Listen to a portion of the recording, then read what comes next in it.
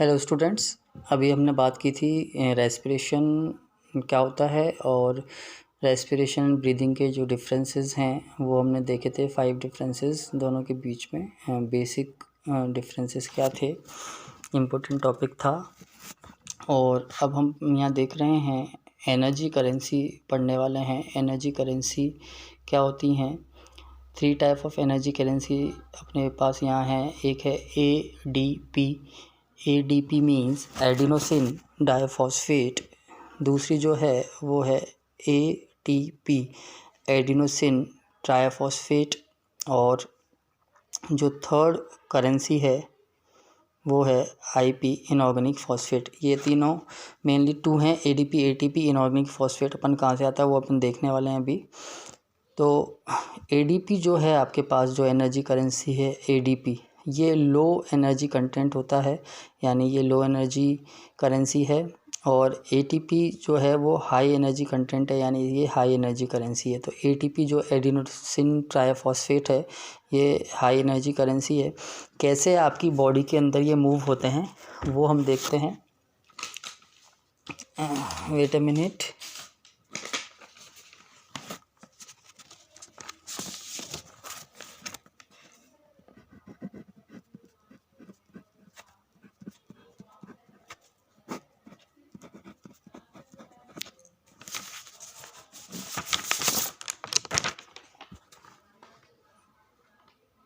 यहाँ देखें आप जब सुबह उठते हैं तो आपकी बॉडी के अंदर जो कंटेंट होता है वो होता है ADP। ADP मीन्स आपका जो फूड है वो यूज़ हो चुका होता है बॉडी में। और एडिनोसिन डाइफॉस्फेट जो है वो आपकी बॉडी के अंदर होता है। और जब आप खाना खाते हैं तो आपको उससे ATP मिलता है, एडिनोसिन ट्राइफॉस्फेट, यानी ATP फॉर्म बनती है आपकी बॉडी में एनर्जी की। तो यहाँ देखें कि ADP, आप लो एनर्जी कंटेंट आपकी बॉडी के अंदर यहाँ पर था। जब आपने खाना खाया तो आपको फॉस्फेट, इनऑर्गेनिक फॉस्फेट का एक मॉलिक्यूल आपको खाना खाने के बाद मिला। जब ये इनऑर्गेनिक फॉस्फेट इस ADP के अंदर ऐड होगा, डाईफॉस्फेट, यहाँ पे 2 फॉस्फेट थे, एक और फॉस्फेट जब यहाँ पे ऐड हो गया तो ये आपके एडिनोसिन ट्राइफॉस्फेट यानी ATP आपके यहाँ पर फॉर्म होता है। ये एक अगर बड़ी क्लासेस में पढ़ेंगे आप, थोड़ी सी कॉम्प्लेक्स प्रोसेस है, बड़ी प्रोसेस है जो आपके हाई लेवल पर समझाई जाती है। अभी आपको सिर्फ इतना सा समझना है कि आपके पास यहाँ पर 2 एनर्जी करेंसी हैं, मेनली ADP ATP, और एक इनऑर्गेनिक फॉस्फेट जो आप फूड से ऑब्टेन करते हैं ADP को AT में कन्वर्ट करने के लिए।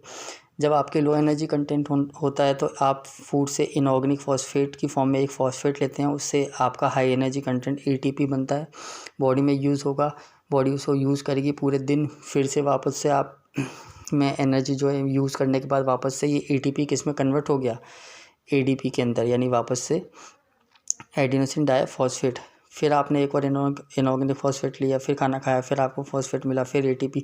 तो ये साइकिल रेगुलर आपके चलती रहती है, यानी आप फूड यूज़ करते रहते हैं और फूड खाते रहते हैं। तो फूड जब यूज़ करते हैं तो ATP यूज़ हो रहा है और यूज़ करने पे ADP बन रहा है।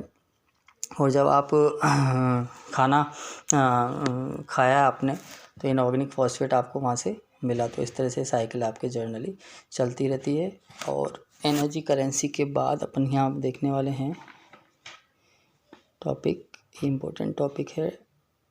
आप कहेंगे सर सारे इम्पोर्टेंट टॉपिक बोलते हैं, तो मैं यहाँ बेटा सिर्फ इम्पोर्टेंट टॉपिक्स को डिस्कस कर रहा हूँ आपके।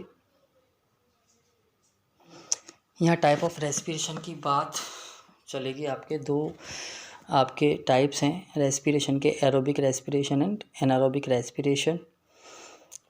फर्स्ट टाइप ऑफ जो रेस्पिरेशन है एरोबिक रेस्पिरेशन, वहाँ पर आपके कैसे कंसेप्ट चलेगा कि आप ग्लूकोज, आपने खाना खाया, ग्लूकोज की फॉर्म में आपकी सेल्स के अंदर खाना है। 6 कार्बन मॉलिक्यूल होते हैं ग्लूकोज के, C6H12O6 जो है फॉर्मूला है ग्लूकोज का। सेल का जो साइटोप्लाज्म है वहाँ पर वो ग्लूकोज कन्वर्ट होता है पायरूवेट बोल सकते हैं, या पायरूविक एसिड भी अपन यहाँ बोल सकते हैं। जब अपन मेन क्लास में रहेंगे तो यहाँ इनके फॉर्मूलेज भी अपन देखेंगे। पायरूवेट जो है 3 कार्बन मॉलिक्यूल्स होते हैं पायरूवेट के अंदर, यानी जो ग्लूकोज लिया था आपने उसमें 6 कार्बन मॉलिक्यूल्स है, वो साइटोप्लाज्म के अंदर वो किस में कन्वर्ट हुआ, सेल का जो साइटोप्लाज्म होता है, जो आपकी प्रीवियस क्लास थी 9th, वहाँ आपने पढ़ा था सेल की स्ट्रक्चर, तो आप साइटोप्लाज्म जानते हैं कि सेल के अंदर साइटोप्लाज्म कहाँ होता है। तो साइटोप्लाज्म के अंदर ये पायरूवेट जो है यहाँ पर 3 कार्बन मॉलिक्यूल कंपाउंड आपका फॉर्म हुआ। और फिर इन माइटोकॉन्ड्रिया जो सेल के अंदर एक सेल ऑर्गेनेल है, माइटोकॉन्ड्रिया के अंदर प्रेजेंस ऑफ ऑक्सीजन, ये जो पायरूवेट है ये कन्वर्ट होता है कार्बन डाइऑक्साइड, वाटर और एनर्जी यहाँ पर बहुत अमाउंट में होती है, ज़्यादा अमाउंट में। यानी देखो मैंने नीचे लिखा हुआ है यहाँ 36 ATP जो है आपको एडेनोसिन ट्राइफॉस्फेट एक ग्लूकोज के मॉलिक्यूल से मिल रहे हैं एरोबिक रेस्पिरेशन के अंदर। ग्लूकोज पायरूवेट में कन्वर्ट हुआ and pyruvate carbon dioxide, water, energy में यहाँ पर आपको मिली। उसी तरह आपका यहाँ पर टाइप ऑफ रेस्पिरेशन में दूसरे टाइप का जो रेस्पिरेशन है वो है एनारोबिक रेस्पिरेशन। ये जो एनारोबिक रेस्पिरेशन है इसमें सेम कंसेप्ट चलेगा आपके पायरूवेट तक, यानी ग्लूकोज जो मॉलिक्यूल है वो साइटोप्लाज्म में पायरूवेट में कन्वर्ट होगा जो 3 कार्बन मॉलिक्यूल कंपाउंड होता है आपके, और लेकिन ये आपके ईस्ट यानी फंगस के अंदर होता है और ह्यूमंस की जो मसल सेल्स हैं वहाँ, यानी आपका अगर पहली स्टेप देखें अपन तो यहाँ देखें आप कि आपका ये जो ग्लूकोज है साइटोप्लाज्म के अंदर पायरूवेट में कन्वर्ट हुआ, और ये जो पायरूवेट है ये एब्सेंस ऑफ ऑक्सीजन, ईस्ट के अंदर इथेनॉल यानी alcohol C2H5OH, ethanol plus CO2 plus energy, और देखो यहाँ एनर्जी कितनी कम आपको यहाँ मिल रही है, ओनली 2 ATP मॉलिक्यूल्स आपको जनरेट हो रहे हैं ओनली एक ग्लूकोज मॉलिक्यूल से, क्योंकि यहाँ पर आपके ऑक्सीजन की एब्सेंस है। जनरली ये जो वाइन्स वगैरह जो इंडस्ट्रियल बनाई जाती हैं तो ये प्रोसेस यहाँ पर यूज़ की जाती है। और ये जो दूसरा है जिसमें आपने देखा ग्लूकोज साइटोप्लाज्म से, वही पायरूवेट 3 मॉलिक्यूल का कार्बन कंपाउंड है, यहाँ ग्लूकोज 6 कार्बन पर है। और एब्सेंस ऑफ ऑक्सीजन की एब्सेंस में मसल सेल, जो ह्यूमंस की जो मसल सेल हैं उनके अंदर ये रिएक्शन होती है और lactic acid plus energy plus 2 ATP molecules आपको मिलते हैं। तो आप सोचेंगे ह्यूमंस में कब होती है ये जो रेस्पिरेशन है, कब चालू होता है ह्यूमंस के अंदर? ये रेस्पिरेशन जब ह्यूमंस में ह्यूमंस जो हैं जो हाई एक्सरसाइज करते हैं या उनका एड्रेनलिन जो है ज़्यादा अमाउंट में सिक्रीट होना चालू होता है बॉडी के अंदर, तो ये लैक्टिक एसिड जो है उनके मसल्स के बीच में जो है वहाँ पर डिपॉजिट हो जाता है। जैसे आपने कई बार देखा होगा कि जैसे क्रिकेट के अंदर देखा है आपने कि कई बार क्रैम्प्स आ जाते हैं प्लेयर्स के, खेलते खेलते ज़्यादा रनिंग कर ली उन्होंने तो क्रैम्प्स आ गए, फिर वहाँ वो फिजिशियन उनका डॉक्टर आता है और उनको ठीक मसाज करता है या बर्फ़ से सेक करता है उस जगह पर जहाँ पर ये लैक्टिक एसिड डिपॉजिट होता है, तो इजीली ये डिज़ोल्व हो जाता है और वापस से आप नॉर्मल हो जाते हैं।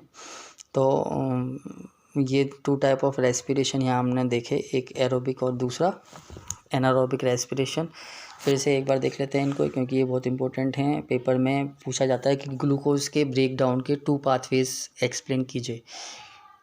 मैं फिर आपको बोल रहा हूँ, इसे ध्यान से सुनना कि ग्लूकोज का जो पाथवे है यानी ग्लूकोज आपकी बॉडी के अंदर कैसे मूव करता है। तो ग्लूकोज का जो पाथवे है, ग्लूकोज के ब्रेक डाउन का जो पाथवे है आपकी बॉडी के अंदर वो क्या होगा, तो आपको उसका आंसर यही देना है कि एरोबिक रेस्पिरेशन और एनारोबिक रेस्पिरेशन के थ्रू आपको ये जो रिएक्शंस मैंने लिखी हैं सेम वैसे ही पेपर्स के अंदर लिखना है कि ग्लूकोज एरोबिक रेस्पिरेशन में ग्लूकोज जो है साइटोप्लाज्म में के अंदर पायरूवेट में कन्वर्ट होता है और पायरूवेट से presence of oxygen in mitochondria में ये कार्बन डाइऑक्साइड, वाटर, एनर्जी आपको रिलीज़ करता है। एनारोबिक रेस्पिरेशन के अंदर जो है ईस्ट के अंदर और मसल सेल के अंदर ये रिएक्शंस होंगी और ग्लूकोज का ब्रेकडाउन होगा और आपको तो ईस्ट के अंदर ethanol, alcohol, carbon dioxide and energy release होगी और मसल सेल में लैक्टिक एसिड एंड एनर्जी यहाँ पर आपको बनेगी। लेकिन यह इंपॉर्टेंट क्वेश्चन ये है कि during higher exercise what type of substance are deposited in the muscles of humans, तो यहाँ आपको आंसर देना है लैक्टिक एसिड जो डिपोजिट, और उसका ट्रीटमेंट क्या है कि ट्रीटमेंट या आप मसाज ले सकते हैं, मसाज कर सकते हैं या आप बर्फ़ से सेक कर सकते हैं इसका, या गर्म पानी से आप इसको बात कर सकते हैं। तो इस तरह से आपका ये लैक्टिक एसिड जो है वो डिज़ोल्व हो जाता है। तो यहाँ हमने 2 टॉपिक्स अभी देखे। एक हमने देखा एनर्जी करेंसी, जो एडीपी, एटीपी और इनऑर्गेनिक फॉस्फेट कैसे कन्वर्ट होते हैं, कन्वर्जन्स देखे एनर्जीज़ के आपकी बॉडी के अंदर और यहाँ पर टाइप ऑफ रेस्पिरेशन में एरोबिक और एनारोबिक में ग्लूकोज़ का जो है ब्रेकडाउन हमने देखा। इसे आप एक बार नोट कर लें ध्यान से। और जो नेक्स्ट इसी आज के जो लेक्चर में हम बात करेंगे अभी कुछ, आज रेस्पिरेशन में सिर्फ इतना ही, लेकिन आगे जो डाइजेस्टिव सिस्टम हमने पढ़ा था उसके कुछ क्वेश्चंस थे, उनको हम डिस्कस करने वाले हैं अभी लास्ट लेक्चर क्लास के अंदर। तो आप एक बार इसे देखें, लर्न करें, कोई डाउट हो तो पूछें। Thank you.